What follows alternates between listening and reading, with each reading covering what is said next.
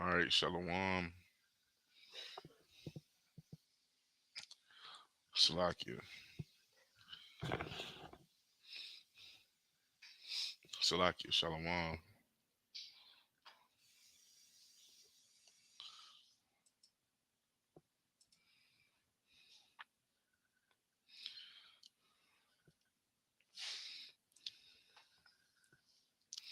Let's see.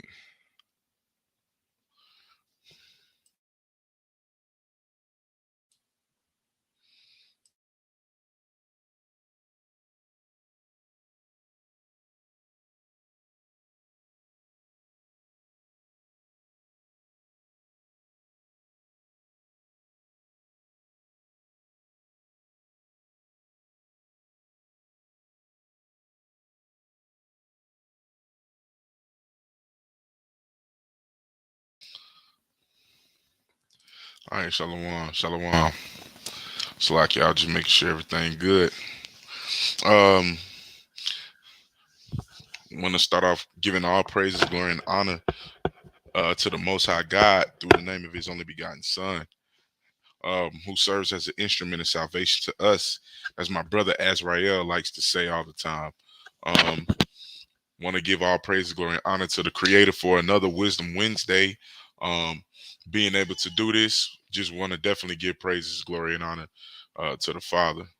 So, with that being said, shalom to the viewer, who's on here paying attention, listening. Lord willing that you're edified through the Spirit, in and out of the Spirit, in spirit and in truth.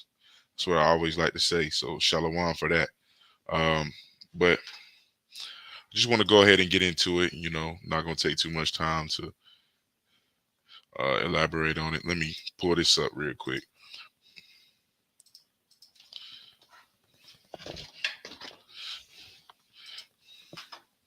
Salakia. Let me pull this up real quick.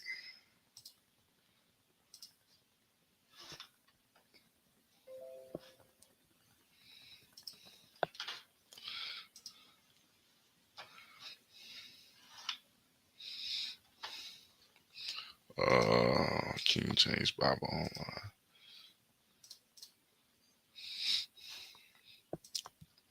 King James Bible Online.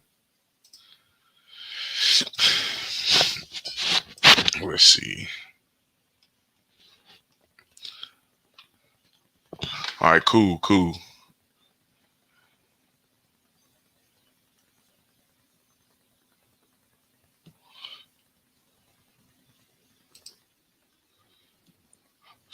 Salakia. You wanted me to add you?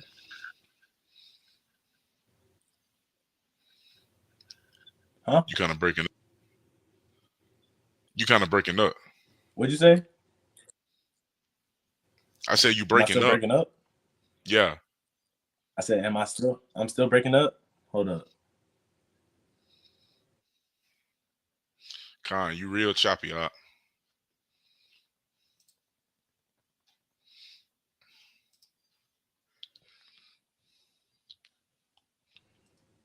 What about now? Move I'm still left or right. breaking up? Nah, you good. You good. I had to get off my Wi-Fi for a second. Con, you good, man. Shalom. Shalom. You said you wanted me to add you. I know when I added you, I said, did you want me to add you?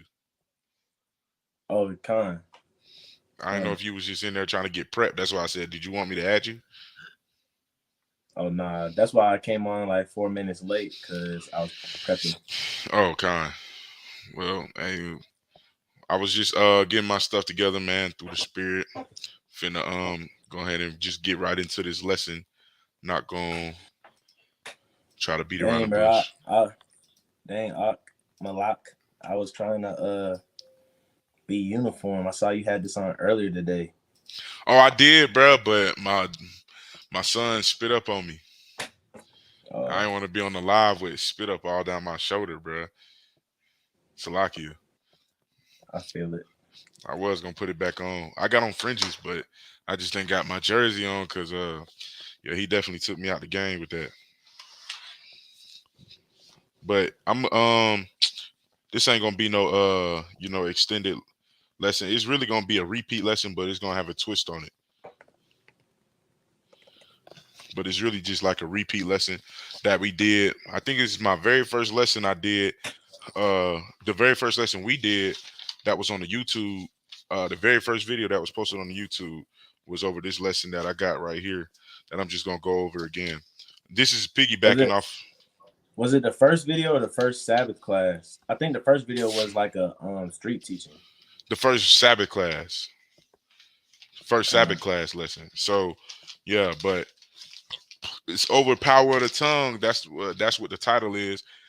This Wisdom Wednesday's tongue, your deadliest weapon, and pretty uh, much, like I said, I'm gonna just elaborate a little bit over what you went over last night before last, talking about you know teachers. Just a little quick message to like teachers, but this is just a little quick message I have for everybody. So let me share. um, I wanna. Can I share this precept real quick? Go ahead, do your thing. I know a lot of us in the truth have heard this precept already, but I remember the first time I heard this precept, and I was like, "Dang, that's cold." So it might be somebody else's first time hearing this precept. First and foremost, I want to say, because I came in late, shalom to everybody that's on the live feed or going to join the live feed or going to watch this in the future. Hope this is going to be edifying. The first one that we did, like the brother said, was very edifying. But this is Ecclesiasticus 21:15. If a skillful man hear a wise word, he will commend it and add unto it. But as soon as one of no understanding heareth it, it displeases him, and he casteth it behind his back. I'm not saying this to be narcissistic or self-centered, you know what I'm saying, or try to boast in me and the brother here, you know what I'm saying. But hey, exactly what the word says, you know. The brother, the Malak right here, my brother, he's a skillful man. You know, he knows a lot of precepts, and you know he has a passion and he teaches the people. So it says a skillful man will hear a wise word. So that's what the brother just said earlier. He said he heard a wise word. The Most High used me as a vessel to give out some edification, and he said he's gonna be skillful in what? Commend it and add unto it. So, but as soon as one of no understanding heareth it, it displeases him.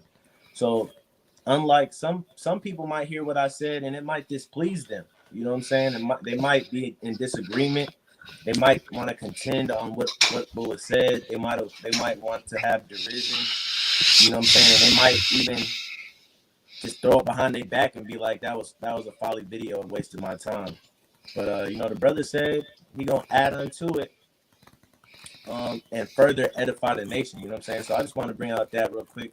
Sirach 21:15. That's always a good one. Con, what am I thinking? I meant to share my screen. I'm not sitting over here. I'm thinking that it's showing. Let me Shalaki. Let me Con. This is what a brother was reading from right here. Right here.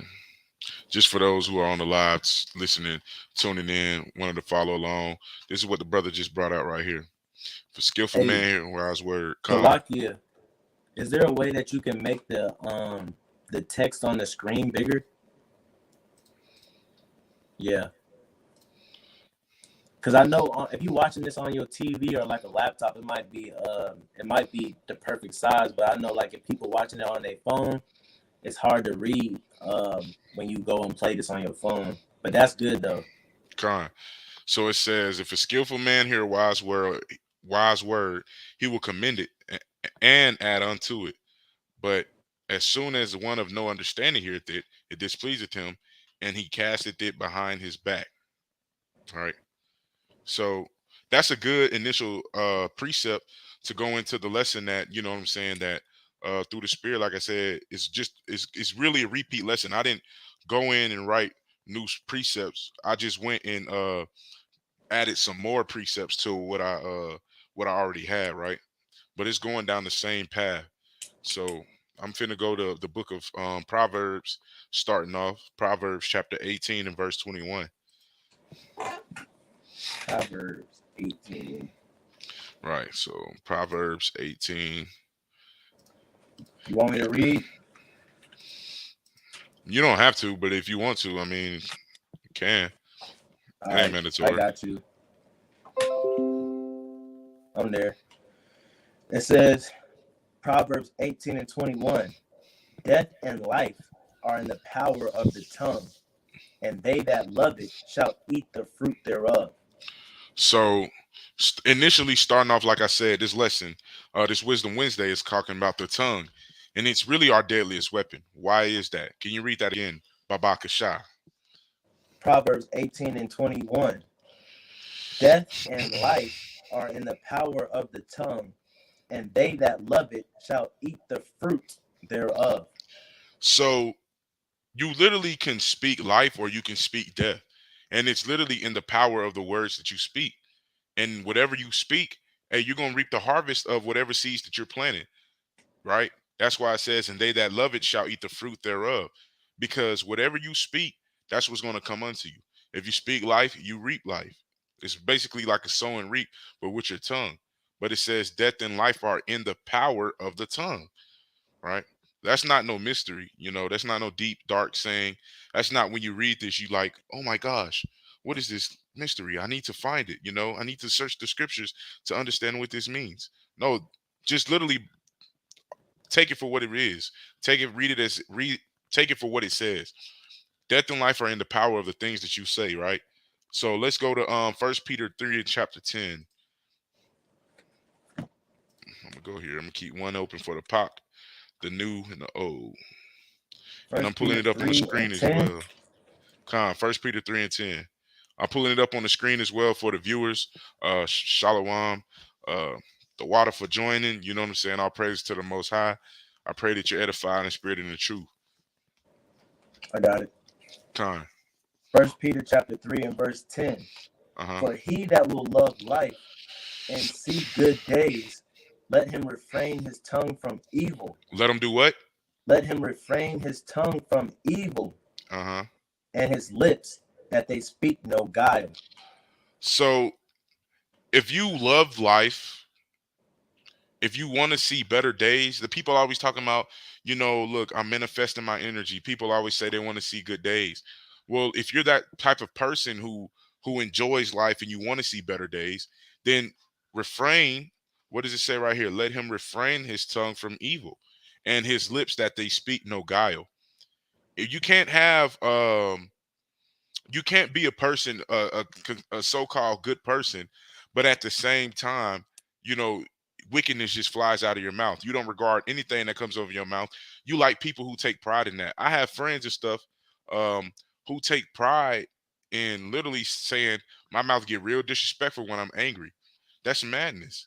But at the same Right. time, at that same mouth, you want to reap the benefits of life. Go ahead, Op. I was gonna say, and not just men, women are known for saying that phrase. You know what I'm saying? Right, Women are known to be proud to be, you know what I'm saying, reckless at the mouth. They proud to be reckless at the mouth. right. And a lot of women, you know, some may say women are the cause for a lot of things that go wrong in the world because, like the brother read, life and death in the power of the tongue. Women know how to get under anybody's skin. They get under their own skin. They get under their friend's skin, their man's skin, their parents' skin. Women got a lot of power in that mouth, and they are proud to be reckless with it, just like the brother said. Right. So it's easily understood that when you have a rude mouth or a disrespectful mouth, it's already plain as day off of the three scriptures that we've read thus far. You know what I'm saying? The two that I brought out, the one that the brother Brent brought out, but that that's along the lines of the overall picture that I'm going to paint. But Proverbs 18 to 21, First Peter 3 and 10, prime examples of already your tongue controls a lot of, what you experience and going through in life, especially in the current season that you're in. You know what I'm saying? And you might be a person who doesn't speak no evil, but go through stuff. Well, hey, look, the Lord reigns on the just as well as the unjust. You know what I'm saying? Those trials and tribulations gonna happen regardless, whether if you say stuff or not. But a lot of people, if you already have that understanding that the Lord is going to put you through the trial and put you through the fire, if you already have that understanding, why add fuel to that fire by allowing your tongue to just speak all manner of evil? You know what I'm saying? So let's go to back to the book of Proverbs, but let's go to chapter 13 and verse number 3. All right. This is Proverbs chapter what? 13 verse 3. 13 and 3. Uh-huh. He that keepeth his mouth keepeth his life, but he that openeth wide his lips shall have destruction. Matter of fact, start at verse number 2. Proverbs 13 and 2. A man shall eat good by the fruit of his mouth, but the soul of the transgressors shall eat violence. So right there, it goes literally back right into Proverbs 18 and 21. Death and life are in the power of a tongue, and they that love it shall eat the fruit thereof. Literally, 13 and 2 says, a man shall eat good by the fruit of his mouth. Does your mouth bring forth fruit? Yes. Does it physically bring forth fruit?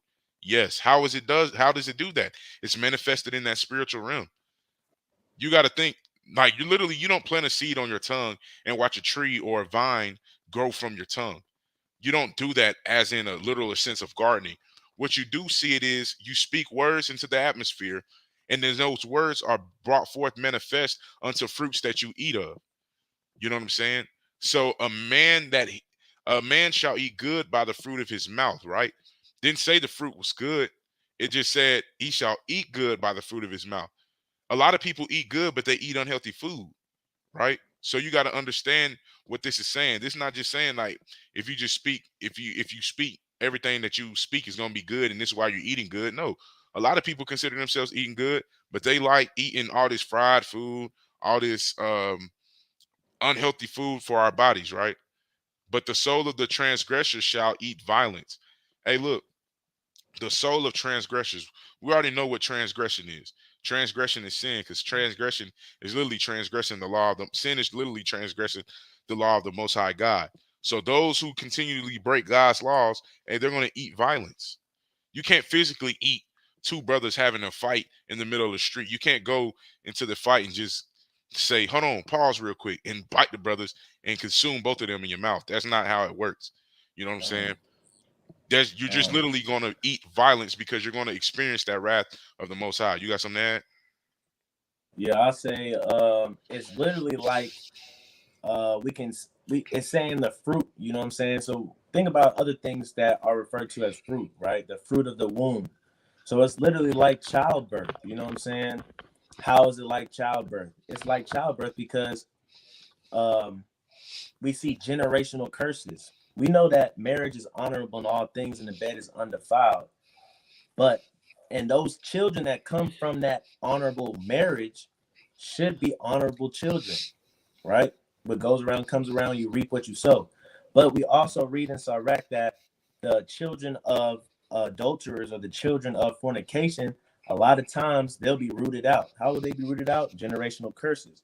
So we see the power of the tongue kind of like pregnancy, kind of like because one thing about pregnancy is nobody just lays down with somebody without speaking. This is not Game of Thrones, you know what I'm saying, where we just picking somebody and nobody speaks and then we just get it done, Everybody kind of has a mouthpiece. The woman might flirt with the man might flirt with the woman, and then later on, here comes a baby. Same thing with the mouth. You might say something, guess what? You're going to get the fruit of whatever you're saying.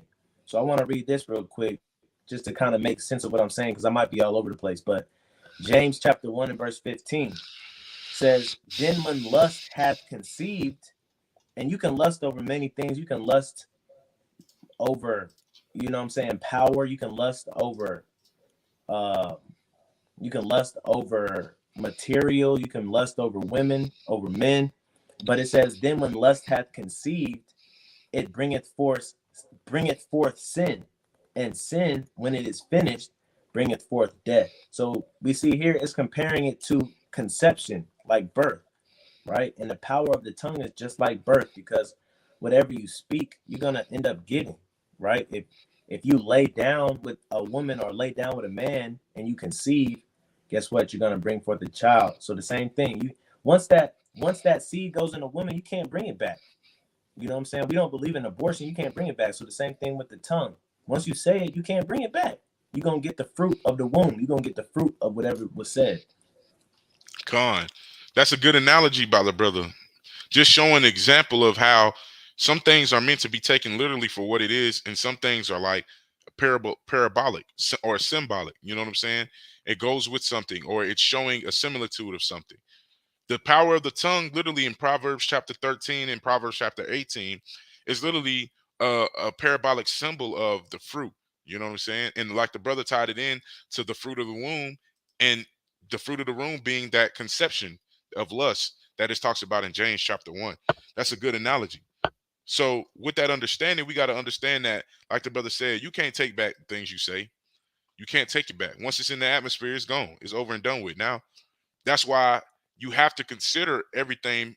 You have to consider things before you speak. But we'll get into that. Let's go to the book of Sirach, chapter 28 and verse number 13. Sirach 28 and verse 13. Curse the whisperer and the double-tongued, for such have destroyed many that were at peace. So literally right here is talking about curse the whisperer, the people who, the gossipers, and the double-tongued people. You know what I'm saying? People who say one thing to say another thing, just like a double-minded man. Now you're a double-tongued person. For such have destroyed many that were at peace. If you go back and watch this first Sabbath lesson that we did on the channel, it's the very first Sabbath lesson we did. Literally, we gave examples of just how like you can destroy somebody that's at peace with simply just what you're saying. The stuff, Slakia, the things that you say, can destroy lives, can destroy homes. People sometimes like to feel like, hey, I'm not affected by what I say. But if it's the right person that's saying it, you'll be affected or offended by it. You might not be offended by somebody that you don't even know calling you out your name. But if it's somebody that you love, that you hold close in your heart, and they say something about you, hey, you'll be sitting up here like, bro, you ain't gotta, you know what I'm saying? Hey, that type of stuff can destroy you. That can cause you to be angry. You know, read verse 14 out for me, unless you got something to add. Nah. Sirach chapter 28 and 14. A backbiting tongue hath disquieted many, and driven them from nation to nation. Right. Strong cities hath it pulled down, and overthrown the houses of great men. So literally, man, this backbiting tongue, it disquieted many. You know what I'm saying? Caused many to be at an unrest, a civil unrest, right? It's made people leave houses, move, this, that, and the third. It's pulled down a lot of strong cities. Literally, an example of that, like we say, would like to be, like I always say, brought it out, Black Wall Street, in a sense. How does that even equivalate to what happened, right? Because all it took was a rumor. And it took a rumor that destroyed a city. And that's literally happened on numerous amount of occasions. When it came to even Emmett Till, they say that, oh, the rumor was that he whistled at a white woman, and this man literally got beat. And when his parents finally seen him in his casket, he looked so horrible. Everybody was just pissed off. That type of stuff happens, right? It's caused civil unrest. Just simple rumors, simple lies, tongues, deceiving tongues, backbiting tongues have done these things, and that has been manifested in the physical. Go ahead, verse 15. 15. A backbiting tongue hath cast out virtuous women, and deprived them of their labors. We already know what this is saying. A lot of our women really endure a lot when it comes to dealing with men, when it comes to dealing with other sisters. Our women go through it sometimes just because people have these uncontrollable tongues, these serpent-driven tongues that they don't know how to control themselves. A man can literally lose a good woman just by the things that he says to her, because the things that he says to her makes her feel some type of way. And a woman is not going to stay somewhere where she feels unloved. And if she does stay in that place, she's not going to be the true virtuous woman that you need, for that the Most High made her to be for you. She's not going to be that virtuous woman that she once was. These things happen when we use our tongues to work destruction and iniquity. Go ahead and read Uh, verse can 16. I make Or you go can ahead. I give two examples? Go ahead. So giving two biblical examples to learn from, for verse 14, it says a backbiting tongue hath disquieted many and driven them from nation to nation. Strong cities hath it pulled down and overthrown the houses of great men. So an example of this could be with David, right? And his son Absalom. Absalom was talking behind his dad's back. And it overthrew the house of a great man. It caused David to run into the wilderness. It caused David to lose all his concubines and those wives that were in his house. It caused David to get a bad reputation, and ultimately it caused a split in the nation. You know what I'm saying? Going back, we could see that that split was rooted in that whole altercation between Absalom and his father David, because Judah was sticking up with David, Benjamin and Levi, but we see all the other tribes of Israel was sticking with Absalom. They pick sides. So we see how backbiting can drive a nation to nations. You know what I'm saying? Going down to 15, it says a backbiting tongue hath cast out virtuous women and deprived them of their labors. Now we know if it be of God, it can't be overthrown. Acts 5 and 39. You know what I'm saying? So the example I want to use, keep that in mind, because she wasn't overthrown, but they were trying to, right? So if you read the book of Susanna, backbiting men, these wicked priests, what? They were backbiting. They lied on her name. They were talking behind her back when they knew that they were lustful and evil. They tried to deprive her of her labors. Because if you read the beginning of Susanna, it talks about how she was a woman of the law. She was a woman of a man of the law. Her dad was known in the kingdom. You know what I'm saying? So they try to deprive her of her labor through backbiting. Even though if it's of God, it can't be overthrown. And she, because of the young lad, Daniel, she was, you know what I'm saying, proving her innocency. But we see how backbiting can destroy nations, split them in two, cause a man's house to be overthrown, and we can see how it can bring shame and deprive you of your labors, right? Khan, that's a righteous example, and especially in Susanna, just using that example to show that, hey, look, brothers really out here, you know what I'm saying, have cast out virtuous women. And in a sense, she was literally almost cast out and put to death because of a lie that was told on her. You know, And these that's brothers are. crazy. Go ahead. Go ahead. I was just gonna say that's crazy because even we see the same spirits today in Israel on social media. We'll see brothers blast and drag women on social media, and we'll see women do the same thing and overthrow the house of a good man just because they didn't get what they wanted, or because they were acting in a lustful way or got their feelings hurt, and they let temptation drive them to backbite and use their tongue for evil. Right.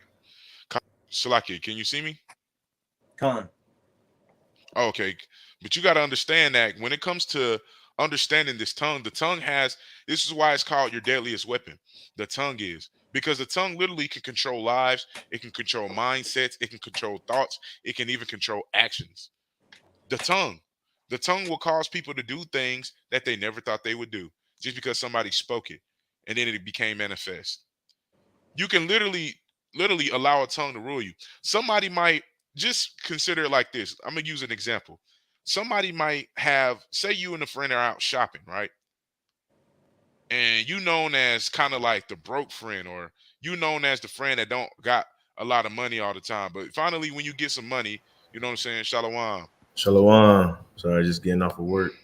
No, you good, but you could be known as the broke friend. You finally get some money, and then you go shopping, this, that, and the third. You out with one of your friends, and they like, oh, you think you got money now, huh? You think you got money now, huh? And if your friend, you be so prideful in that sense, that's where the tongue is already starting to work against you. Because see, they making it, they trying to downplay you, like, oh, you got money now. Here come the pride, right? That's important to know real quick. I'm gonna use this example real quick. I'm gonna go out of Sirach 28. I'm gonna jump to Sirach 10 in the same verse, 10 and 13. Right? I'm You gonna want me read to this read real it? You quick. don't read it. No, I can read it. It says, for pride is the beginning of sin, and he that hath it shall pour out abomination. And therefore the Lord brought upon them strange calamities and overthrew them utterly. Right? So pride is the beginning of sin. If you read verse 12, it says, the beginning of pride is when one departeth, Salakia. The beginning of pride is when one departeth from God and his heart is turned away from his maker.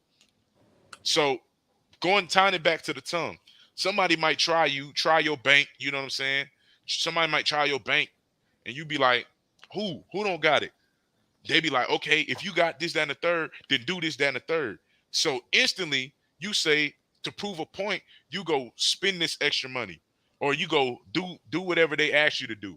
That's literally the tongue controlling your emotion, the way you feel, the way you act. And if you don't have a spirit, a ruly spirit, a lot of the things that people say can alter literally what you do. You know what I'm saying? They can alter your actions, they can alter your emotions, which is why it's important to know that, going back to Sirach 28 and 13, I mean, Salakia, Sirach 28 and 15, it says right here, a backbiting tongue hath cast out virtuous women and deprived them of their labors. The example Ot brought out, literally, it deprived the women of their labors because literally the tongue can alter actions. The tongue might not necessarily directly make you deviate, but it will cause somebody else to deviate. And that's an example because it will cause somebody else to deviate that affects you.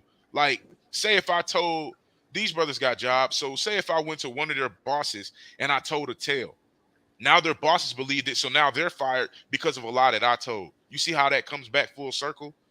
It can deprive you of your labors. It can literally go against, you know what I'm saying, your lifestyle. Go ahead.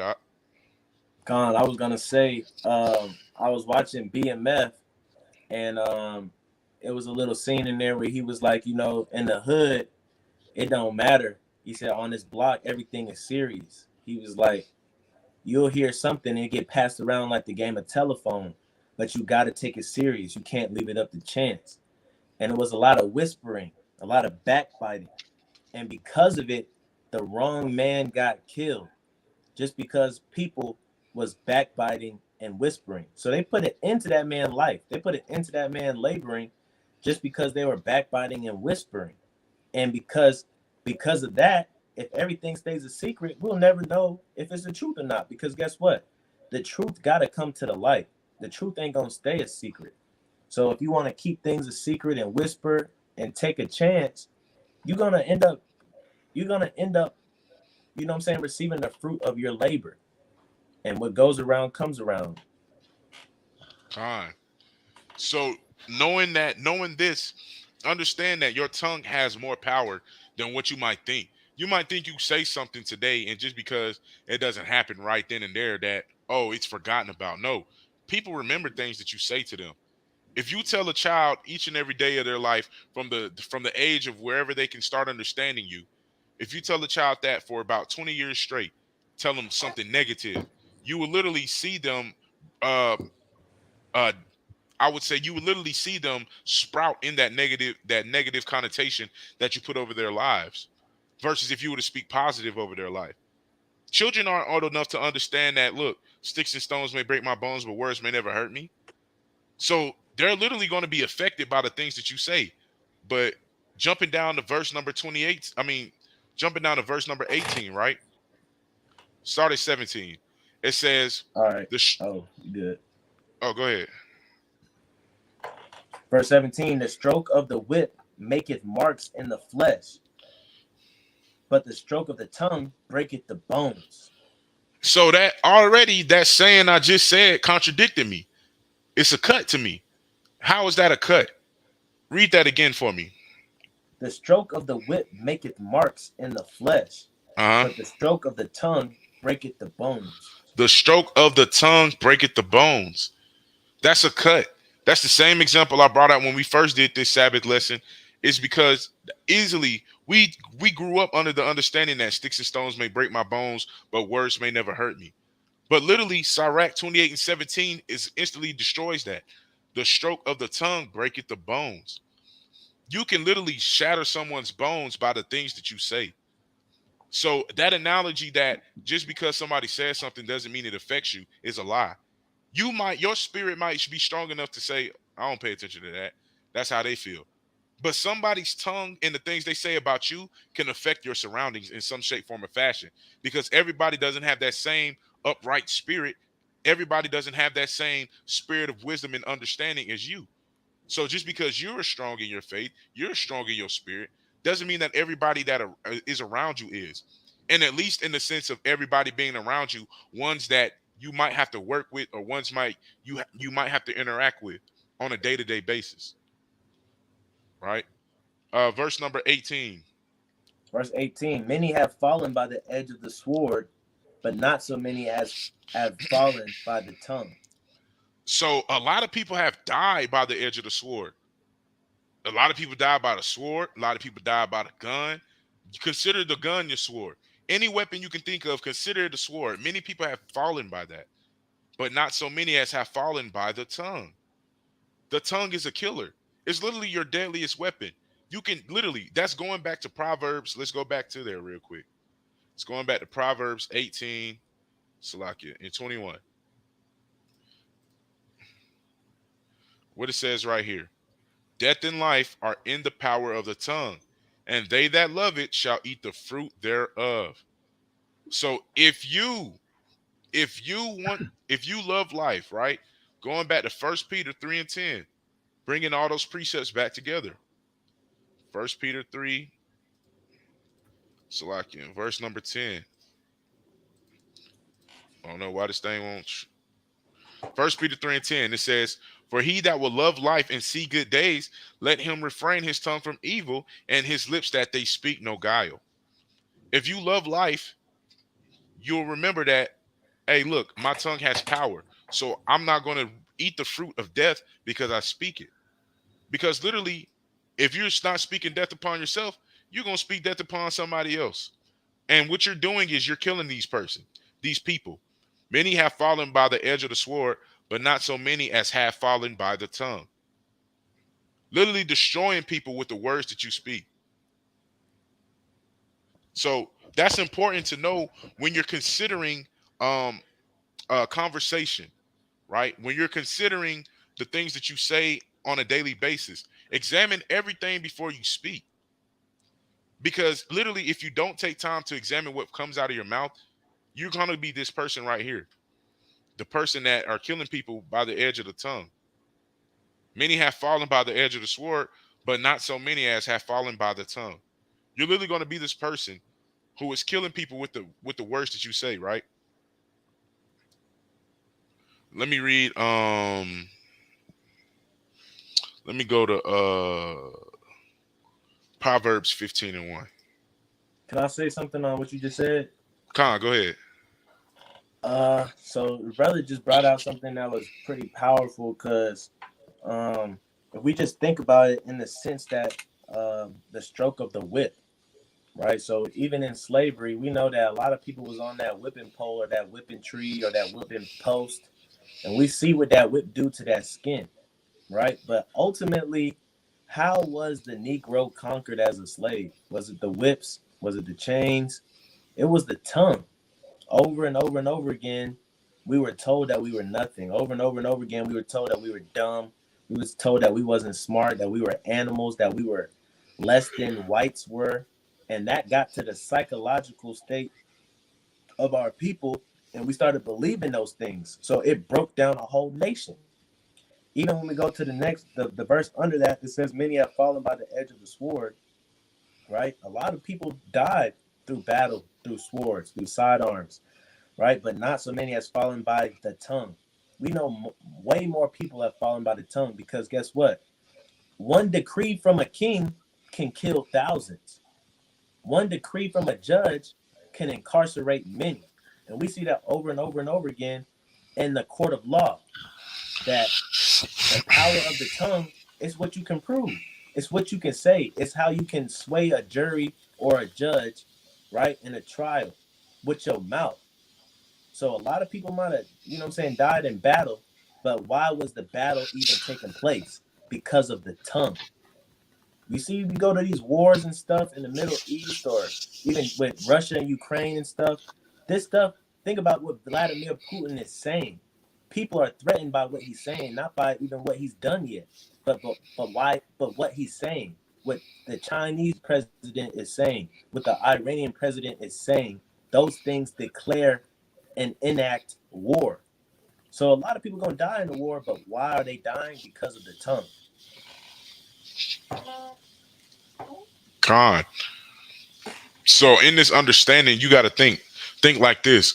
There's going to be a lot of battles fought, even after the ones that the brother just named and the ones we've seen, just off of literally words alone. Words literally stir up anger, right? So this is right here, Proverbs 15:1. If you can read this for me out. Proverbs 15:1. A soft answer turneth away wrath, but grievous words stir up anger. So listen, this is why it's important to examine everything you say before you say it. One thing that even in the book of Sirach it says, answer not before you've examined the whole matters. So pretty much is like answer first, understand first, then rebuke. Right? You have to understand first, then rebuke. If you don't listen to what somebody is telling you or saying to you, then sometimes you can say something that's along the lines of going against completely what they said. You have to literally hear the whole matter first before you give an answer. And you literally have to give an answer that's of a soft speech, because a soft answer turneth away wrath, but grievous words stir up anger. You literally can make someone mad just by answering in a certain way.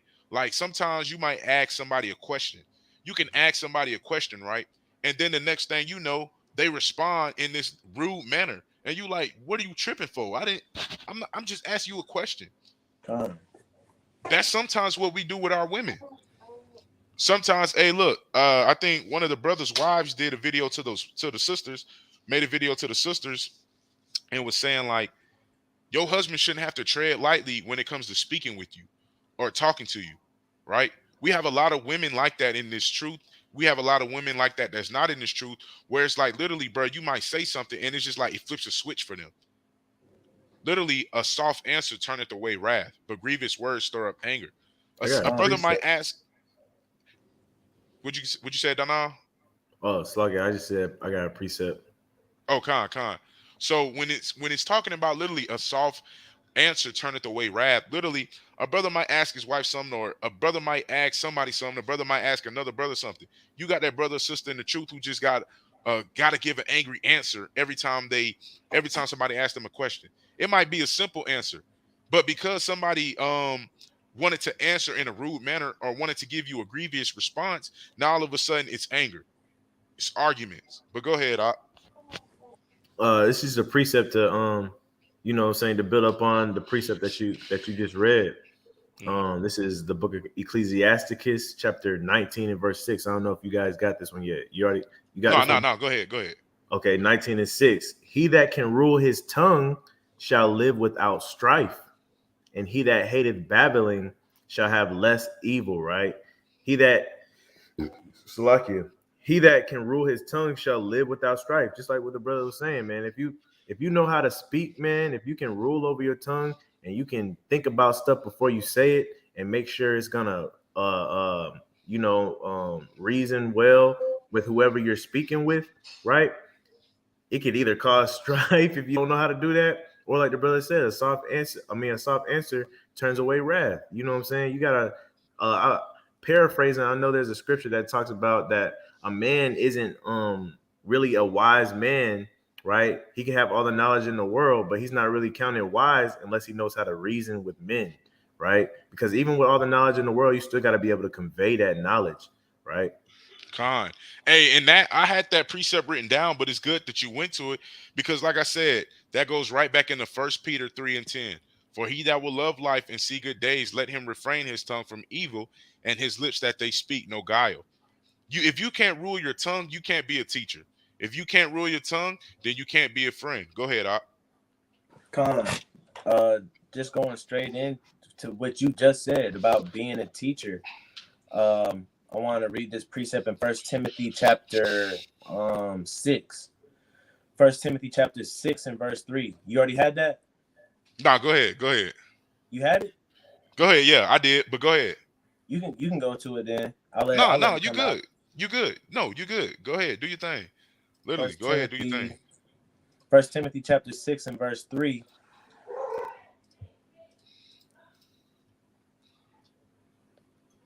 And Salaki. I'm gonna read First it. Timothy, huh? I'll read it for you. It says, if any man teach otherwise and consent not to wholesome words, even the words of our Lord, I'm reading it as written, just for the lost sheep's sake, even the words of our Lord Jesus Christ, and to the doctrine which is according to goodliness. Godliness. Oh, Salakia, godliness. But I was gonna say with that is, you know what I'm saying? A lot of times we gotta take heed to the words we saying. Are they wholesome? Can we use a better word or a better phrase? Because a lot of times we just go off the hip, you know what I'm saying? And like the brother said, we want to be good teachers. Hey, every idle word we got to pay attention to because the Most High is looking at every idle word. But verse 4, Verse number 4, it says, he is proud, knowing nothing, but darting about questions and strifes of words, right? whereof. So what he's saying is, if you don't choose your words wisely, you're a proud person. You think everything that you say is golden. You think that you're the master teacher. You think that you're the good shepherd. You think that you're the good master, the good teacher, right? And and guess what? Because of that, everything that you're going to be doing is going to be dotting and Coding. doting about questions, meaning you're causing questions to rise. People looking at you like, hold up, but I thought the Bible said this. Hold up, where is that coming from? And what you're saying might be true, but the way that you're saying it is causing people to be confused. That's why they're asking these questions. And strifes of words, meaning guess what? Now you're gonna have back and forth. You're gonna have arguments. And a lot of us, we go out there looking for arguments. A lot of us, we go out there and when we try to teach people, even if we're not on the street corner, when we're with family members or friends, y'all looking for debates. Y'all looking for arguments. Y'all not looking to teach. Y'all looking to cut somebody down to their knees to where they have no choice but to surrender to you, which in a spiritual sense, you know, we should be doing. But at the same time, that's your brother, that's your sister. You shouldn't want to cut somebody down to make them feel lifeless. You're supposed to speak life, like the brother said. It says railings. So now, guess what? You're gonna be railing on people because you're so proud. Now you calling people out their name. Now you're talking about people's family members. You're talking about what they got on. You're not even. It's not even edifying no more. You're railing. Evil surmissings, perverse disputings. Now you're being perverse in your language and your conversation. Corrupt minds, destitute of the truth. Meaning, what does destitute mean? Destitute means not having or having not, right? Meaning you're desolate. There's no truth in what you're saying no more. At this point, you just saying what you want to say. You're not even in the Bible no more, right? You saying what you're saying to cause a rise off the audience or cause a rise off the brothers that's standing next to you or whoever may be walking by, right?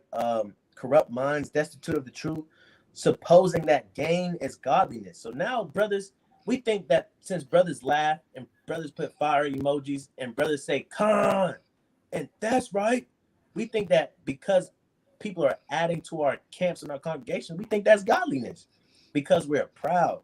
All right, from such, withdraw thyself. Meaning, don't be that person. Don't be that camp. Don't be that brother. Don't be that sister. Con. And I want to bring up something. This is Sirach 27, and I'm gonna read verse number 14. Matter of fact, let me start at 13. It said, the discourse of fools is irksome, and their sport is the wantonness of sin. So literally, like the brother said, you literally, we just read right here in First Timothy 6, like it says, from such withdraw thyself. We have to withdraw ourselves from perverse disputings of men of corrupt minds and destitute of the truth, right? We have to understand that, look, all these strifes of words, envy, railings, evil surmisings, we have to stay away from those things because those are literally foolish discourses, if I'm saying that right, right? And it's irksome, and their sport is the wantonness of sin. The talk of him that sweareth much maketh the hair stand up upright.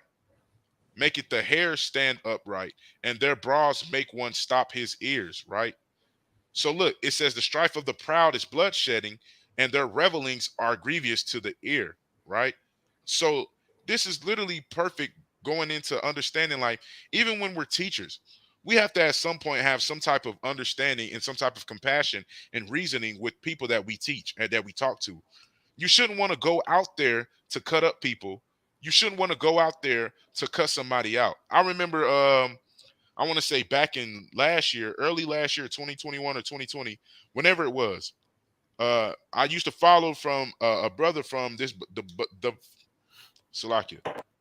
I used to follow a brother from the beloved count of, I want to say, GMS.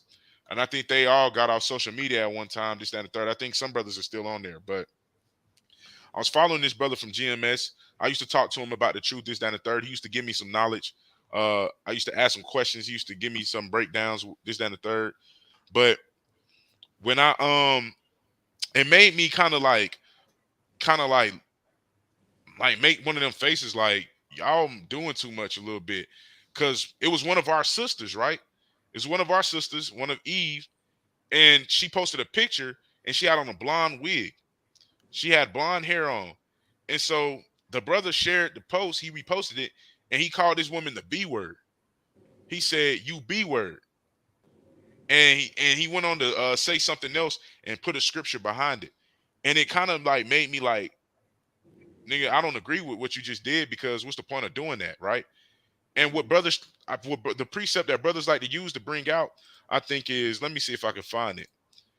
The precept brothers like to use to justify their type of talk when it comes to that, I think is this. It's right here, 2 Corinthians 11:6. It says, "But though I be rude in speech, yet not in knowledge, but we have been thoroughly made manifest among you in all things," right? So brothers like to use this precept to kind of try to like use that as an example of, I can cuss somebody out because I'm doing it on behalf of the Most High God. Wrong, right? Because let's go back to understanding Proverbs 15:2, 15:1. It says, "A soft answer turneth away wrath, but grievous words stir up anger." You shouldn't want to go out there answering people with a loose tongue just because you think that you're doing it in the name of the Most High God. We're not saying don't go rebuke our brothers and sisters, but there's a righteous and unrighteous way to do that.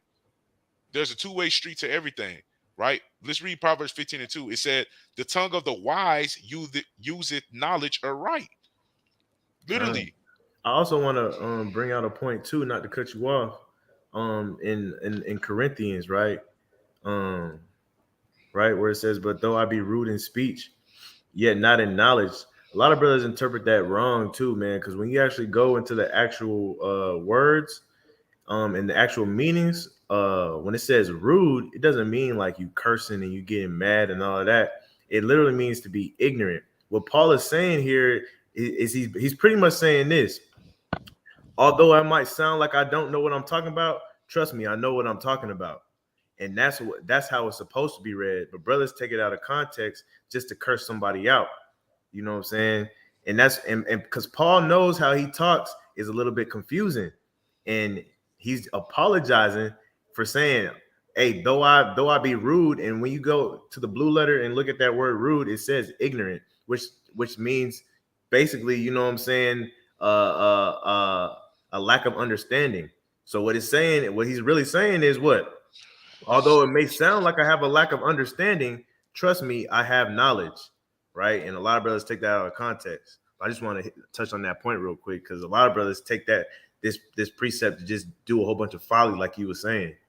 Go ahead. I had a precept once again in 1 Timothy, because like the brothers were saying, and 9 times out of 10, if you're in this truth, it don't take you a year in this truth to see people doing folly or carrying themselves how they should not be acting, right? The brother had listed somebody, but to be honest with you, we don't got to name camps, because we name camps, that'll cause confusion and stuff like that, and it'll make people, you know what I'm saying, feel a certain way towards brothers. But we are doing this video just to get the edification out there to our brothers so that we can change. You know what I'm saying? So that brothers can stop doing this. So brothers can be better teachers. So we can add more to the nation. But this is First Timothy chapter 1 and verse 6. It says, from which some have swerved, have turned aside unto vain jangling. So when you out there just cursing up a storm and you just calling people and you causing strife, guess what? When you really look at that word jangling, it's what it says. When you type in the word jangling, right, and look at the definition, it's talking about two metals clacking together, which is very annoying. Like if somebody kept jangling keys in your ear, that's very annoying. Or banging pots and pans to wake you up, that's very annoying, right? So when you go out there and you're not in this word and you're not having a wholesome conversation and you're not talking about the faith, right? You just cussing up a storm, calling people out their names, putting people down. It just sounds like a bunch of metal, right? But if we go to verse 7, it says, desiring to be teachers of the law. A lot of us want to be teachers of the law. A lot of us want to go out there and do our thing and be considered as mighty men, right? Desiring to be teachers of the law, understanding neither what they say nor whereof they are firm, right? It's countless times we see brothers and they go out there and you could just tell they're itching to argue with somebody. They'll ask somebody, who's your father? Right? And somebody, you know what I'm saying, might say their father is so-and-so, and they'd be like, okay, I can't argue with them there. They just look for somebody to disagree with them so they can just start going off. They don't even understand the precepts that they studied to death so that they can memorize. They don't even understand them, right? They just using them as weapons. They don't understand what they say nor whereof they are affirmed. Verse And 8 it's crazy because even in a situation like that, that'll cause somebody, you know what I'm saying, to be encompassed with evil, right? Because a lot of brothers, even in that sense, like they ask somebody who their father is, and then of course they'll say, my father is X, Y, and Z amongst the 12 tribes of Israel, right? Pretty much saying like their father is a so-called black or Hispanic, right? And a lot of times a brother will be like, well, I still have a sneaky suspicion that you're Esau. You know what I'm saying? let's Or test the spirit. you know what I'm saying? Brothers will literally try to get you I'm out led to your believe, you know what I'm right. saying? I don't know who that is at my door. But verse 8 Con. says, but we know that the law is good if a man use it lawfully. So a lot of us don't use this book lawfully, and a lot of us don't try to become teachers lawfully. We try to do it of our own will. But Salakia, go ahead. Nah, but I do want to elaborate on something. Hey, look, don't take me naming GMS to say, oh, everybody in GMS is wicked. No, I name a camp, but don't take it as in I'm saying everybody in that camp was wicked. I'm giving an example of what I was following. But to stay away from um, slandering, no, I'm not doing no slandering of any camp, organization, congregation that keeps the same law, statutes, and commandments as me and my brothers. So we ain't doing no slandering on here. But that's just an example of, something that I seen that kind of made my hairs stand up right. But like the brother said, hey, look, it's just like having jangling keys, somebody jangling keys in your ear long enough, you'll just be like, man, get it. You know what I'm saying? Man, it's aggravating. Just like when sometimes, like, instead of us wanting to go out and truly teach our people and lead our people and edify our people, sometimes we want to go and just all of a sudden now we just want to go out there and just rebuke our people. I'm not always trying to go into the midst of our people to rebuke our people in a sense of to put up content on YouTube or to seem like we mighty just because we yelling "God" and shouting scriptures and want to pull up Proverbs 28:1. The wicked flee when no man pursue it. You know what I'm saying? Like that's not our job. That's not our mission.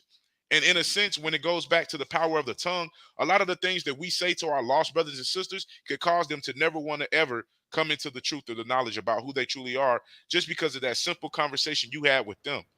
We got to think the content that we need to be posting on YouTube or any social media platform should be edifying. Like the Ak brought out in I want to say that's 1 Corinthians 10:13 or 10:23, when it says all things are lawful, but all things edify not. A lot of things don't edify. Just because it's okay for you to yell doesn't mean it's okay for you to yell in certain circumstances. We got to get out of the spirit of just wanting to be teachers and just wanting to look good to other men around Israel. We got to get out of that spirit. We got to stop acting like uh Christ, and we got to stop acting like these prophets went to different cities and was just cussing out people and saying, F y'all, this, that, and the third. There was times where they did that, and there was times when they were necessary that they did that. But it's not always that time. It's not always that time to go and cuss a woman out for being lost. A lot of times we forget that we're in captivity. So a lot of our brothers and sisters literally are not going to hearken the way that we hearken. Everybody's journey to the truth is going to be different. And the way that you can contribute to somebody's success to come into this truth and their success to stand in this truth is literally by ruling your tongue. All you have to do sometimes is examine what you say first and then rebuke, right? Sometimes all you have to do is know that, hey, I possess my members. I possess all my vessels, which means that what I say can affect this person in a good or bad way. So let me make sure what I say is fruitful and edifying, and it speaks life, not death. We got to know that. Let me go to the book of let me go to the while book the of brothers go into that next verse where he said, you know what I'm saying, it's almost comical because a lot of brothers, man, if it wasn't for the camera, they wouldn't be out there. You know what I'm saying? They just want the attention.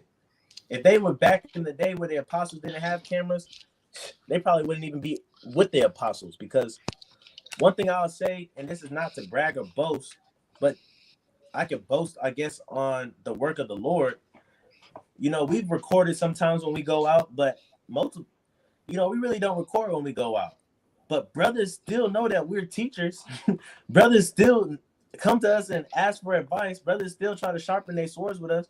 Brothers still, invite us to unity camps and want to bring it out with us. So it's not about, you know what I'm saying, who get the most views or if people are agreeing with me or not. It's about actually doing the work and being sincere. Brothers can pick up if you're sincere or not. The audience can pick up if you're sincere or not. Lost sheep can pick up if your message is sincere or not. You know what I'm saying? And nowadays, man, it just seems like because of social media, I'll blame social media, but it just seems like nowadays everybody does everything with a different motive. You know what I'm saying? And nobody's sincere. Kind. And I will go on to say that we're not saying that there ain't no sincere organization. Sometimes, bro, like I say, we have to say these things. People are like, well, why you always got to say that? We're not talking about, because social media will literally have somebody backbite everything that we're saying now. We're not literally saying that there is no sincere camp in Israel, because we've been amongst a lot of brothers who are genuinely sincere. We've stood in front of SOT, WFI, Sakari, Prisons of Yahushua. You know what I'm saying? Lord willing, we get to stand in front of a lot of more congregations and organizations. We've seen a lot of sincerity across a multitude of organizations. But what we're saying is there's times where videos are posted that people are rebuking our brothers and sisters when it's necessary, right? But some people take that and run with it and think that when they start getting out on the highways and byways, they want to be just like that. They want to be the person that's always yelling at somebody and sending them up the street with a sharp rebuke and a high five and a hearty shalom from his brethren. That's not how it's supposed to be. We should be sitting up here wanting to edify and build. Literally, the tongue can rule us, because what we say out of our mouths and the way we deliver the message will cause people not to come into this truth just because we're doing it for, I want to show you how many precepts I know versus I care about your spirit.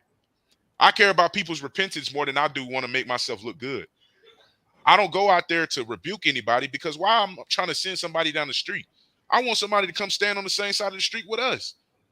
I'm not trying to sit up there and send people down the street and feeling like they're worth nothing. No. What we need to do is tell our people, our lost sheep, our brothers and sisters who are lost, we need to tell them that they are worth something. They just don't know it yet. And literally, your tongue could be the first encounter of them coming to that realization that I'm not this what the world calls me. I'm not that what the world calls me. I'm something greater than that. And that could lead them to come into this truth.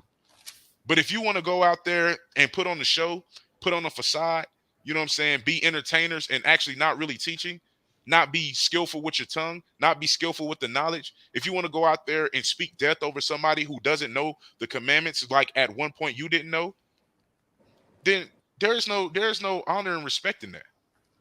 And like we say, PSA, we're not talking about no camps, no congregation. We love all our brothers and sisters. We don't beef with camps, congregations, organizations. Well, I'm not down with that, because at the end of the day, like I said, They keep the same law, statutes, and commandments as me. There was one time we wasn't on the streets. Before we got on the streets, I would look at these congregations, organizations, and I'd be like, I want to get out there too, because they're doing the work of the Lord in the elements, standing in the heat, standing in the rain, standing in the cold. Literally, brothers getting shot at camp. Brothers from Sakari, brothers from IUIC, literally getting bullets shot at them. Those type of things happening out at camp. We see those things happening on the highways and byways. We see fights. We see the state of our people. Go ahead, Ak. And Salakia too, not only people that be at camps, but also teachers online. You know what I'm saying? People can say what they want about like GOCC and stuff like that, but one thing about it is them brothers be teaching online. They be faithful with it, and and I want to say just about every organization. Every organization has sincere people in it, but every organization might also have some people that's not sincere.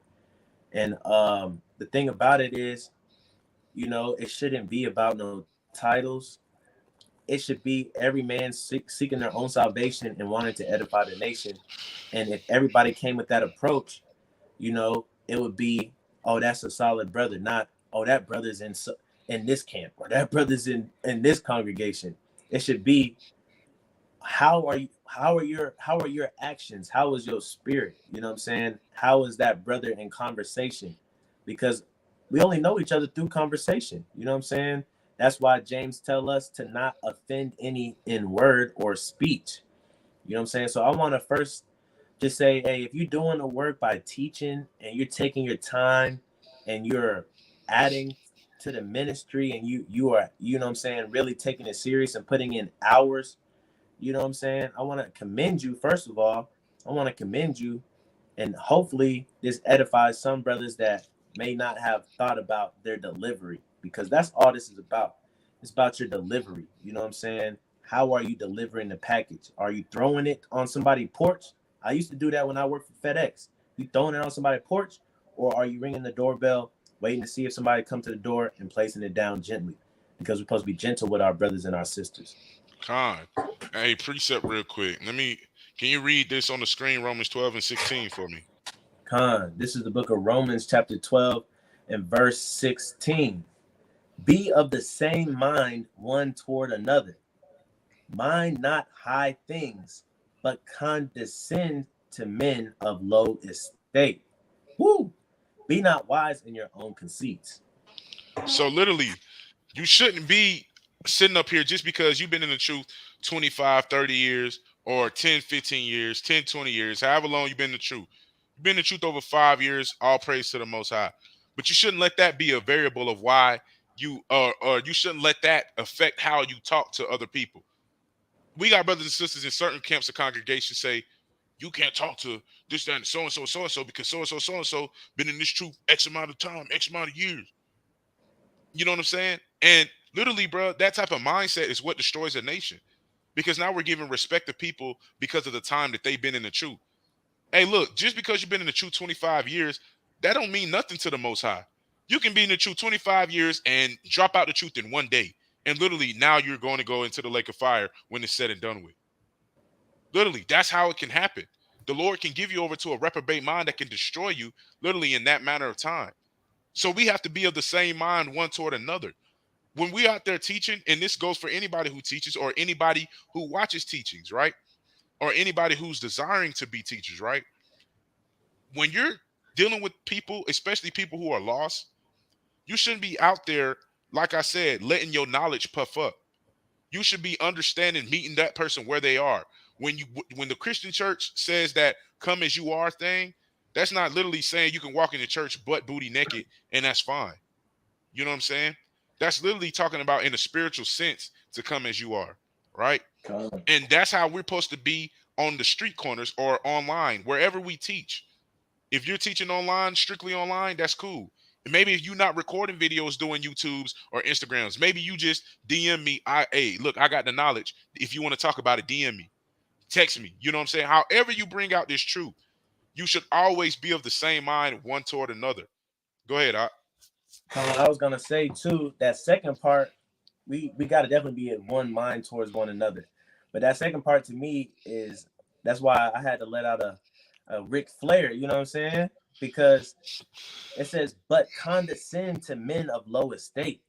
A lot of us, we go out there and we're condescending, but how many times do we condescend ourselves? How many times do we say, let me dumb down myself, right?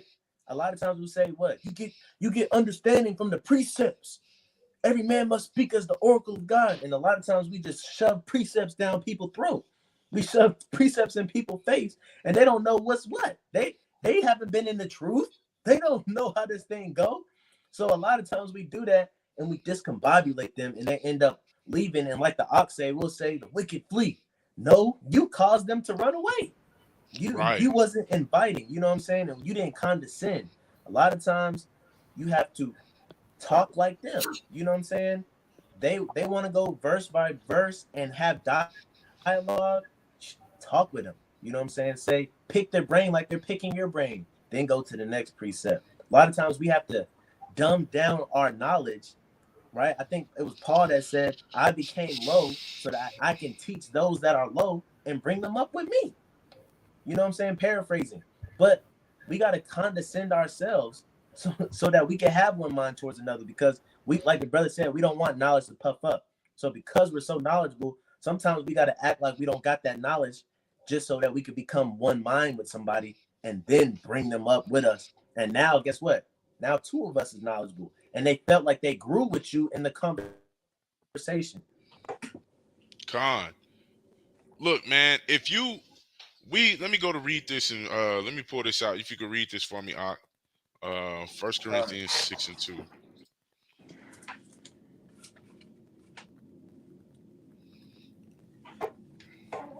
1 Corinthians 6:2.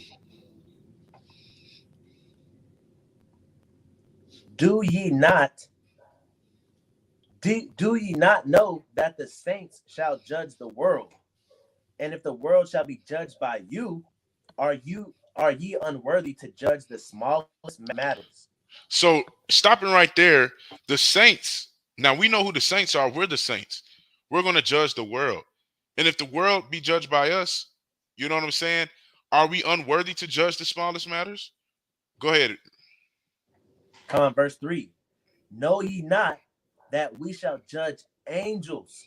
How much more things that pertain to this life? Right. So if we're going to judge angels, then how much more things that pertain to this life? We're going to be the judges of angels. What makes me think I can't, you know what I'm saying, judge the smallest matters in this life, right? You don't have to read verse 4. But I read that because understanding this, that we shall be the judges. We are the judges of the earth. So how should we judge, right? Going to 1 Samuel 16. Slack it. Let me make sure this is right. 1 Samuel 16. Yeah. 16. Right. It says right here, but the Lord said unto Samuel, look not on his countenance or on the height of his stature, because I have refused him. For the Lord seeth not as men seeth, for man looketh on the outward appearance, but the Lord looketh on the heart, right? Hey, look, the Most High is telling Samuel, hey, look, don't look on the outside, but look on the inside. That's going right to where? Leviticus. I want to say 19 and 15 or 15 and 19. One it says, right. That's going right into Leviticus 19 and 15. It says, ye shall do no unrighteousness in judgment. Thou shalt not respect the person of the poor, nor honor the person of the mighty, but in righteousness shalt thou judge thy neighbor, right? Thou shalt not go up and down as a talebearer among thy people, neither shalt thou stand against the blood of thy neighbor. I am the Lord, right? So this whole right here, verse number 17, thou shalt not hate thy brother in thine heart. Thou shalt in any wise rebuke thy neighbor and not suffer sin upon him. When you read these three, understand that these are how we should judge. These are ways that we should be judges. If you're a person, if you're a saint, right? We know who the saints are. So if you're a saint, you're going to be the judge. So if you're judging, then you should know that when it comes to judging, you first have to know how to rule your tongue and deliver a soft answer to people. Secondly, judge righteously. Don't judge And I'm not saying righteous judgment is telling our sister and our brothers to cover up, put some clothes on. Righteous judgment is telling our sisters and our brothers to come back to the law, statutes, and commandments. But don't call a woman out her name just because she got blonde hair. Don't call a brother out his name just because he might not know who he truly is as a ruler. He might be letting his woman rule over him at camp, and here y'all go scoffing at the brother. But that's because that's a curse that was put upon our people anyway. Con too. Go ahead. Because my thing is, we're supposed to treat your brother and your sister how you want to be treated, right? It says love your neighbor as you love yourself. So check this out. We got brothers that go on the street and say, these niggas, these dumbass niggas, these niggas, these. Come on now, because if somebody call you that, you be ready to fight and tell them that you a man of the Lord, or you a prophet of the Lord. You gotta let that brother know that he's a prophet of the Lord too, and not call him his name. Same thing like the brother said with the girls. These bitches and these whores and these both. No, let them know who they are. Speak life unto them, and don't call them out their name, because if somebody called your daughter that or your mom that, you will be ready to flip out. So love them like you love yourself. Con. It's literally that simple, man. It's not rocket science. It's not elementary. It's not college honor calculus 913. Literally doesn't take you to know the square root of 19,455,000,000 to do that simple thing, and that's judge righteously and deliver. And part of judging righteously is literally giving a righteous answer. You got to be able to deliver, because the tongue is our deadliest weapon. So like I said, you can literally be the beginning or the end of somebody's enlightenment to the truth, because you can give a wrong answer, and it'll not be wrong according to scripture, but your delivery is not sound at all. They can't receive that. We got to stop thinking that just because we're on the meat, that our brothers and sisters who are lost are eating meat too. They should be newborn babes. They're considered newborn babes. They're designed sincere milk. Matter of fact, they wouldn't even be considered babies because they're not even in the truth. This is you actually planting the seed. When you're dealing with somebody for the first time on social media or on the streets, wherever, when you're dealing with somebody for the first time, liken that unto a man and a woman laying down in bed together, creating a child. They're conceiving. You're literally conceiving. So you're conceiving to birth a child. And the way you do that is by putting a soft answer. Liken that unto pleasures in the bedroom.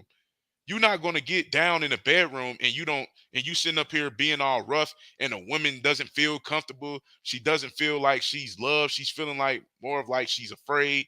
The body is not right. Her woman part isn't, you know what I'm saying, provided the necessary, what do they call it? I'm not going to use the other word. I'm trying to use, what do they call it when they tell people to go get that stuff? Lubricant. Woman isn't lubricated like she should be because she's not turned on at all. It's just pretty much like you forcing that. And we already know what happens when you force women to do things. That's judgment that's going to come upon you for making our sisters go against their will. You know what I'm saying? And just like sisters who make men go against their will, there's judgment for that. There's going to be judgment for the way you handle somebody on the corners or online or in the DMs. There's going to be judgment to come upon you for that, because you have to be the person to plant that seed in a righteous manner, in a smooth manner. Right. Because, you know what I'm saying, even when you think of it as planting a seed with fruit, you know what I'm saying, or with a garden, you can't be that person that just throws seeds on the ground and goes inside the house, comes back a week later and be like, nothing happened? What's going on? You know what I'm saying? That's what little kids do. And if you're a little kid, you shouldn't be teaching. You know, if you thinking it's going to be a quick reaction, you shouldn't be teaching at all. So my thing is this, or the Bible, the word commands you to what? To dig, right? To give attention to water, to give time, to let it grow. If you're not going to take the time and be gentle, and you're not going to be apt to teach, you shouldn't be doing it anyway. Con, you should not be apt to teach if you can't literally have a simple conversation with people. Literally, if you already a hothead person and you was like that in the world, most high willing, you change that when you come into the truth. Right. But if you in the truth and you still a hot-headed person, hey, you gotta go back to the drawing board. You gotta fast and pray that spirit off of you. That spirit of unrest, that spirit of uncontrollable tongue, that spirit of speaking death over people. Because like we said in the beginning, literally, death and life are in the power of the tongue. And if you can't rule your tongue, you can't even rule yourself. You Right. can't rule yourself if you can't rule your tongue. Like we said, I'm gonna say it again. Literally, the words that you speak may be the beginning or the end of somebody's enlightenment or awakening to the truth. So, how right are forcible words? You know what I'm saying? How right are forcible words? It's okay Right. to rebuke people. Rebuking is not necessarily an angry thing. The word rebuke itself doesn't mean anger. The word rebuke is just correcting somebody, putting Right. somebody in check. And you can do that in a righteous, respectful manner. Right. Because Going like the brother said, how right are forcible words for you dig at the ditch for your friend, con, right? And you cause your friend to dig a ditch for himself. So you're literally sending somebody to the lake of fire. You're literally sending somebody to eternal damnation because you want to be right. If you see that you're winning an argument and the person don't know what they're talking about, right? And you know they're gonna, because of pride, they're gonna keep answering wrong. You know every idle word we're gonna be judged by. And you're forcing that person to say something that's blasphemous. You're forcing that person to say something that's a lie. You're forcing that person to bear false witness. Stop the conversation and let it marinate on that brother or that sister and stop suffering sin upon them. But you know, a lot of us, like the Bible says, our conscience is seared with a hot iron. So a lot of us, you know, we're gonna do what we want to do anyway. I wanted to read this quick precept in 1 Timothy chapter 1 and verse 19. It says, holding faith and a good conscience. It's telling us to what? To hold on to our faith and have a good conscience, meaning you know right from wrong. You know how to be practical. You know what would Christ do? You know what I'm saying? It says, which some have put away concerning the faith. Some people put away a good conscience. Some people, they don't go out there with a good conscience no more. They just go out there and do what they want to do. They don't think twice about what they say. They don't think twice about their actions, right? Concerning faith, some have put away concerning faith, have made shipwreck. So a lot of these people, they've made shipwreck, meaning what? They're going to sink. They're going to drown. They're going to die because of pride. con. So it's important to know that when it comes to the tongue, we have to first go back to Proverbs 18. Go back to Proverbs 18, the very first scripture precept, you know, book, chapter, verse that we read concerning this matter. Right here. Death and life are in the power of the tongue, and they that love it shall eat the fruit thereof. So listen, you got to understand, this is not even just for teachers, this is for people in general. For people in general who are not even teaching. If you're not teaching and you're just having simple conversation, this is a lesson for the everyday use of your mouth. If the Lord Most High gave you the activity of your limbs and you're not mute, you can speak with your voice, then remember the things that we're bringing out according to the scriptures. This is not us saying these things. This is thus saith the Most High God. Thus saith by him by the mouth of his holy prophets, the ones he sent to write these things down and keep them. Death and life are in the power of your tongue. So if you can't rule your tongue, then obviously you have to understand that you're probably going to reap death from it. Even if you consider yourself going through hardship in life, right? Um, let me go to Sirach 32 real quick. All right, Sirach chapter 32. Brother Denal, you good, man? You got anything to add on? Con, man, I've been over here trying to find this precept. I don't know, and I can't. I'm at this point, man. I don't even know if it's a precept because I've been looking for it, bro, and it's not pop. Maybe you can help me out. It's a paraphrasing, like it's a precept where something happened, man, and the disciples asked Christ, um, like should we stone them like the prophets of old? And then Christ responded, pretty much saying, for we're not moving in the spirit of the prophets, but we're moving in the spirit of forgiveness now, or something like that. I think Only you were talking about the disciples were asking Christ why he wasn't killing nobody or why he wasn't acting like the prophets, and Christ was like, I wasn't sent for that reason. I Yeah, was sent for yeah, peace or something like yeah, that. yeah. That's what I was looking Con, for. I don't know that. I couldn't find it at all though, bro. I've been looking for it this whole time. I ain't gonna, cause y'all had says y'all was talking about something that made me think about it, bro. And I've been man. Look, I looked for it in the actual Bible, and then I picked up my phone and went to Google, and then I called my dad. That's why I was on mute because I had called my dad. I was like, "Do you know where this precept is?" Well, I couldn't find it, man. So maybe I'm not meant to pull it out this video, The brother was trying to. He was trying to add on to the wisdom. man. I can't. I don't know that off the top of my head either, though. But I know the account that you was referencing. Come on, man. But Con, just going back to I this ain't what I wanted. I put out 32 and 17, but um But I will say I will say the precept goes hand in hand with what you guys were talking about is that you know, a lot of the brothers now want to move like the prophets that they read about in old, right? Which you know what I'm saying, we can read about the to the law and to the testimony, right? And we can read about the prophets and what they did, and we can take in their passion of this truth and for the most high. But again, man, it's a time where Christ came, where you know, not to sound like a Christian, but he did bring grace and truth. You know what I'm saying? And we're supposed to be moving in the same spirit that Christ did. Did Christ kill anybody when he was here?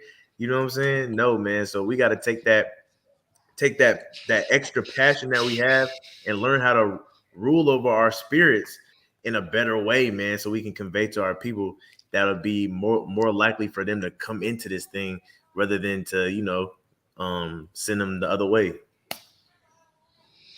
Con. Sirach 27 and 7. Praise no man before thou hearest him speak, for this is the trial of man. So not only is death and life in the power of a tongue, but literally the trial of a man can be found in his speech as well, according to Sirach 27 and 7.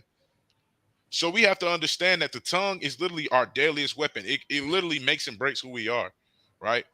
I'm gonna pull up a cut to myself because this is something that even myself am still trying to work on, right? Going back to Sirach 32, and it says right here, um, let me see. Verse Sirach 32 and 8, it says, "Let thy speech be short, comprehending much in few words. That's Be one of my as one favorite precepts. con. Like it. No, you good. Be as one that knoweth and yet holdeth his tongue." This is important because, hey, look, like the ox said, one of his favorite precepts. Why? Because it's literally like if you ever watched the show Phineas and Ferb, Ferb, Ferb was a man of action, not words, right? So Ferb did the action, and that's how we have to be in this truth, even with, even without, you know what I'm saying, having a like I said, even without you being a teacher of some sort. Literally, all you have to do is understand that even with the wisdom that you have, jam it, come jam it and say it, but don't say it and give an essay on it. Say it and get straight to the point. You know what I'm saying? And that's some things that, like I said, I have to work on. Because if anybody knows me, before I even came into the truth, I'm a talkative person. I talk a lot.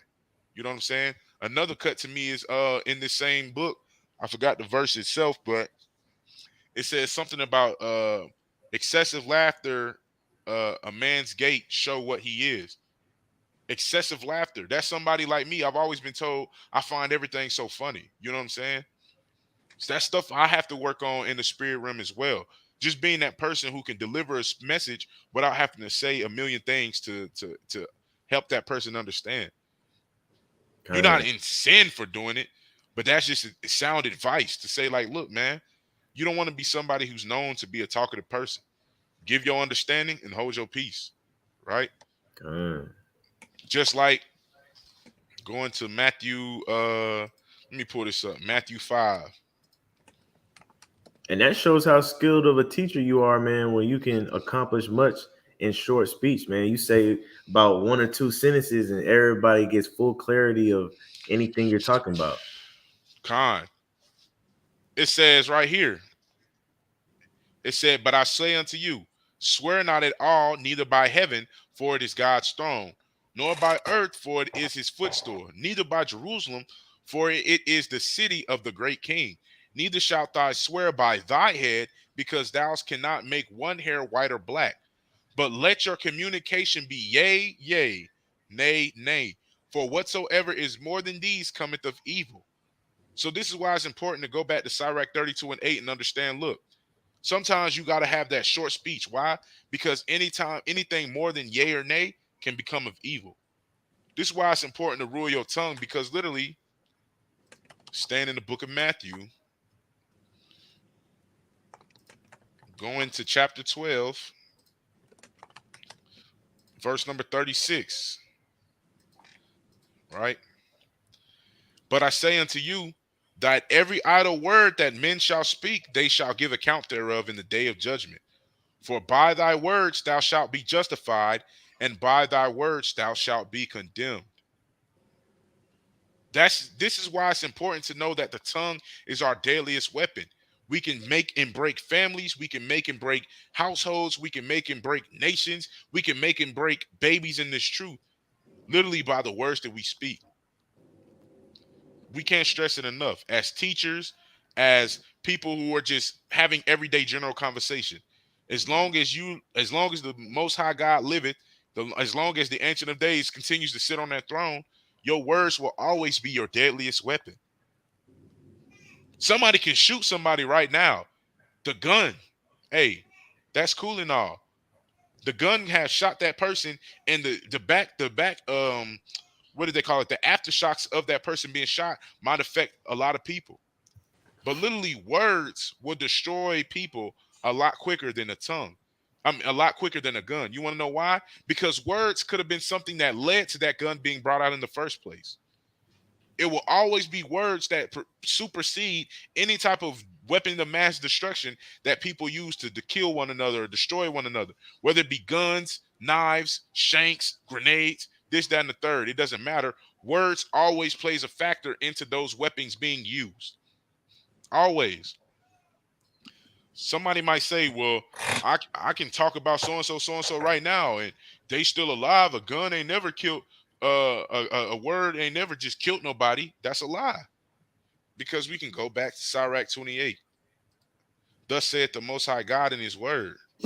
Sirach 28 starting at 17. It don't matter. It's right there. Sirach 28 starting at 17. It says, the stroke of the whip maketh marks in the flesh, but the stroke of the tongue breaketh the bones. Many have fallen by the edge of the sword, but not so many as have fallen by the tongue. That's why when we go back and we say, hey, consider the sword, any weapon you can think of, right? Consider that as the sword. Not so many has fallen by the tongue. The tongue can be the start and end of a war. Literally, I brought that point out earlier. A lot of wars fought just literally by simple words. Brothers, got anything to add?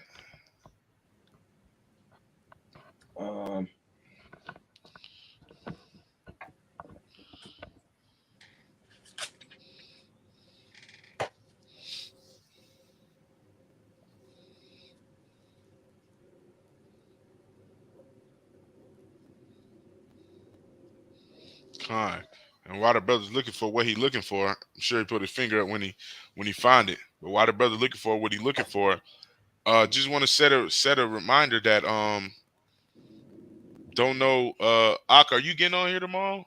Okay, so tomorrow will be our first Think About It Thursdays with the brother Dunall. You know what I'm saying? And we still gonna be on here for our Factual Fridays. I mean, we're going to be on here pretty much for the next couple of days. And Lord willing, like we said, we can continue that momentum, continue to do that every week. Get on here Wednesday, Thursday, Friday, and try to start getting our actual Sabbath daylight, you know what I'm saying, lessons back up and running too. So yeah, I'm gonna start it up this week. Think About It Thursdays, and probably gonna go for about an hour. My job right now, man, is really inconsistent when it comes to what time I'll be getting off, depending on if I have like do deliveries and whatnot. So I want to shoot for 9 o'clock just to be on the safe side, but we might get on here around 8. I want to do like 8:30, 8:45ish, but I want to say 9 o'clock just to be on the safe side, and we'll just be on here for like an hour, man. There's gonna be good stuff. Con. But yeah, so just know that we're gonna be on here. The word is going out. It's a lot of organizations, camps, congregations that are making videos pushing the truth out. Like the brother said, GOCC, IUIC, I think Battle Axes of the Most High are on YouTube live right now. WFI, you know, SOT, Sakari, so many camps, congregations, organizations that are out here pushing the truth. There's too much truth going out, you know what I'm saying, for us to still be, you know, an ignorant nation. Right. But we got to know as a nation, first and foremost, when you come into the truth, or even if people who are not in the truth, this stuff doesn't just apply to you knowing you're an Israelite. This applies to all aspects of life, whether you know it or not, because whether we know it or not, the things that talked about in Sirach, the things that we talked about in Proverbs, Matthew, 1 Timothy, James, all these things that we've brought out, 2 Corinthians, all these things that we've talked about, we've literally seen play out in every aspect of life, even before we called ourselves Israelites. Right. Before I ever said Kwam Yasharallah, I was understanding that death and life are in the power of the tongue. Right. And all this stuff is conducive even for the other nations if they take this advice. Right. You know what I'm saying? Right. It ain't like, you know what I'm saying, only Israel hears this and Israel is the only nation that's going to apply this. No. Even other nations, if they apply this, you know what I'm saying, if they say, hey, look, we got to be careful about what we say towards one another. You know what I'm saying? They will understand that a lot of conversation, a lot of wars are won and fought at the hands of what we say. And a lot of times the other nations done perfected it to the point where, you know what I'm saying, they know how to get over on us Israelites so well, right? They know how to speak sweet, swelling words, man, and get what they want, you know what I'm saying, out of anybody. You know, it's just our nation that's stiff-necked, that want to act like nigga men and nigga women, right? And just run off at the mouth, man. Not even just to ourselves, but well, mainly to ourselves, man, and make ourselves look like fools out in the public and whatnot, man. But Khan. So as a nation, bro, it's important to know that this is our deadliest weapon because, like I said, we are the judges of the earth. We are the salt of the earth. We should be setting the example. We should be the standard. At one point in time, we were. And all we trying to do is get back to that point of when we were the nation above all nations. We still are. You know what I'm saying? But we have to understand that in order for us to reclaim that respectful title and for us to understand that we have to get back to true shalom to serve our God without fear, like it says in Luke 1, I think 73 and 74. To get to that point again, we're going to have to understand that a lot of it is going to start with the things that we say. Death and life are in the power of the tongue. If you don't remember nothing else, just remember Proverbs 18 and 21. Death and life are in the power of the tongue. That's simple. That's basic. That's a lesson to any. Go ahead. I was gonna say, if I could give an example from experience, from like what the brothers are saying, we can't go out sad, man. We can't go out bad either. Just being these people in the world, they pray to their ancestors. You know what I'm saying? They try to manifest things in the universe, and they take it serious. I used to work with somebody, and he used to believe in the universe. Used to be like riding on the side of me because we were delivering furniture. Used to be riding on the side of me in the truck, talking crazy madness. Bro, if we just say it, bro, we're gonna have a good day, bro. The universe gonna bring it to us, bro. We just gotta say, man, it's gonna be a good day. It's gonna be a good day. But brothers and sisters in the truth can't even understand the power that's in the tongue. But these people that's in the other religion and stuff, they take it very serious. And I remember he kept wondering why every single time me and him got in the vehicle together, we would have a good day. He kept wondering why we would have easy days whenever he got in the truck with me. And I let him know all my days is easy. You know why? Because I pray to the Most High God and I speak life that way. I speak life through the power of the Most High God, not through no universe. Because guess what? Every time he wasn't with me, he was going through hell. So all that universe crap don't work. But see, their conscience is seared with a hot iron because he did not see it. he was blinded to the truth. He didn't know that it was a different force when he came with me. You know what I'm saying? That was causing that to happen. He still contributed that to what the universe, even though it wasn't the universe. He was blinded, and that reminds me of something in the scriptures. I think it was like in either Ezekiel or Jeremiah. But the people was like, man, why should we serve God?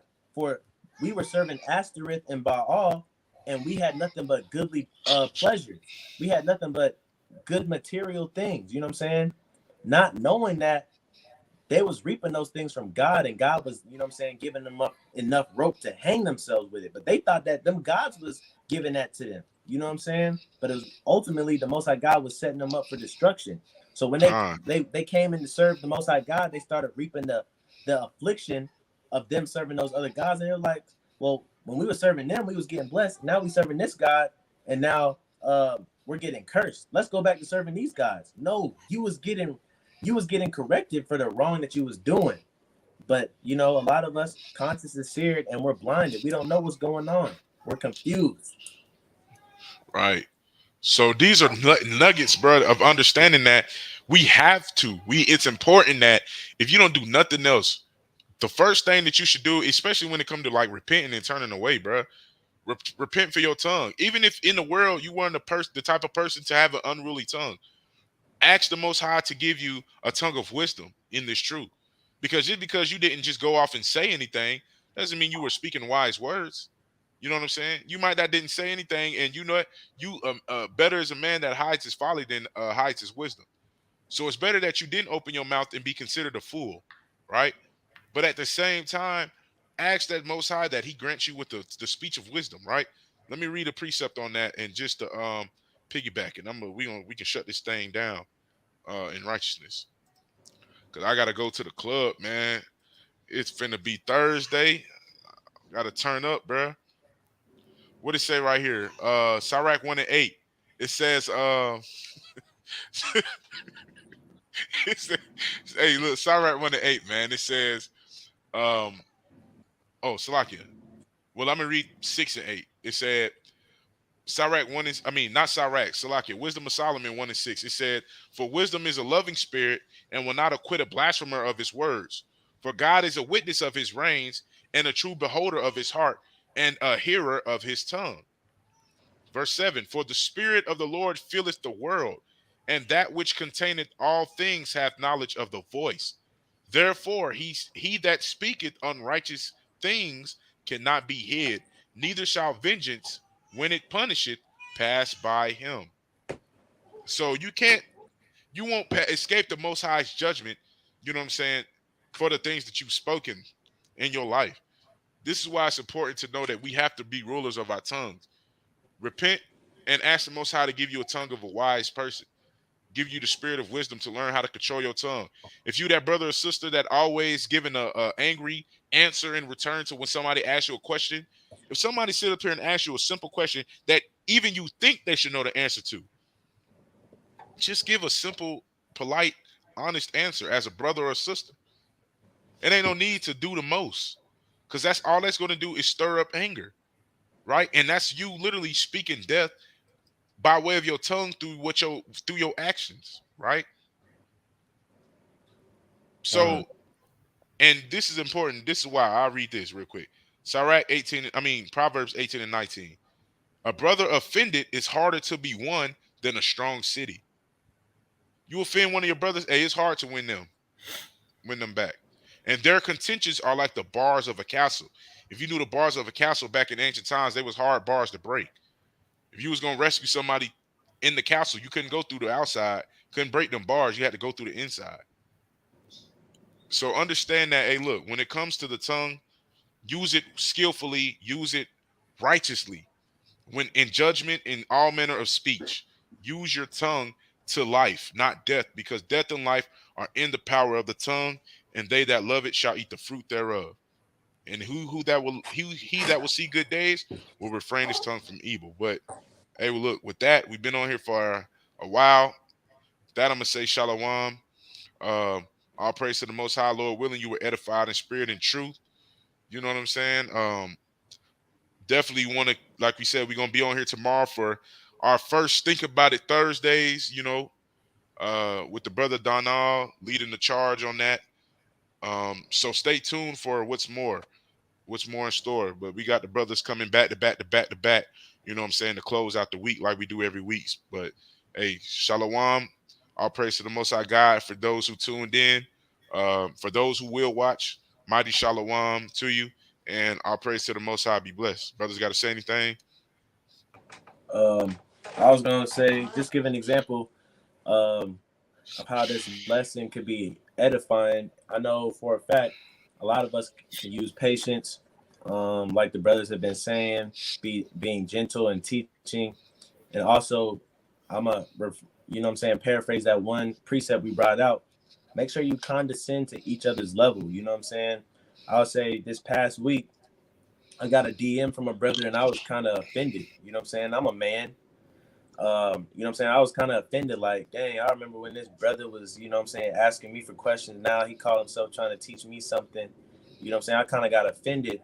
But brother Denal, he quickly, you know what I'm saying, kind of used my own words against me to cut me. You know what I'm saying? I had to kind of check myself on how I was reacting with the brother, because if he hadn't done that, I probably would have just ignored the brother and not even had a conversation with the brother. But you know what I'm saying, because he was able to check me and cut me like that, I was able to, you know what I'm saying, be more apt to teach and be more patient and actually have dialogue with the brother, and it actually be edifying for him and for me. You know what I'm saying? So with that, I'm gonna say, like the brother said, hope people was edified. Hope you took something from this. I hope you guys, you know what I'm saying, help build the nation any way you can, any possible way, any, you know what I'm saying. But yeah, with that, shalom. Khan, Shalom, all praise to the Most High. Shalom.